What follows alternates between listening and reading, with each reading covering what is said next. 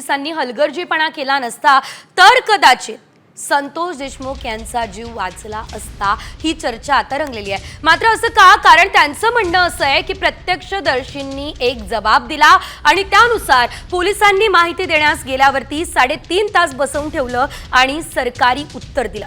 मात्र वेळीच कारवाई जर झाली असती तर देशमुखांचा जीव वाचला असता, असं या प्रत्यक्षदर्शींनी आपल्या जबाबात म्हटलं।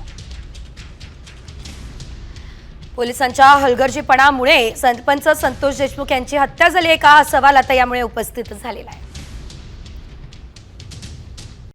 कॉमस्कोर नुसार आता isakal.com आहे देशातील नंबर 1 ची मराठी न्यूज वेबसाईट। प्रत्येक अपडेटसाठी isakal.com ला नक्की भेट द्या। प्रत्यक्षदर्शींनी जबाबात काय सांगितलं बघूया। ड्रायव्हरला कोयत्याचा धाक दाखवून सरपंच संतोष देशमुख यांचं अपहरण करण्यात आलं। पोलिसांना माहिती देण्यास गेल्यानंतर 3.5 तास बसवून ठेवलं। घटनेचं गांभीर्य पीआय महाजनांना माहिती होतं तरीही कारवाई केली नाही। नवीन कायदा आहे, पुस्तक बघून जबाब लिहावा लागतो असं म्हणत जबाबदारी झटकली। पोलिसांच्या निष्क्रियतेमुळे अखेर सरपंच देशमुख यांना जीव गमवावा लागला।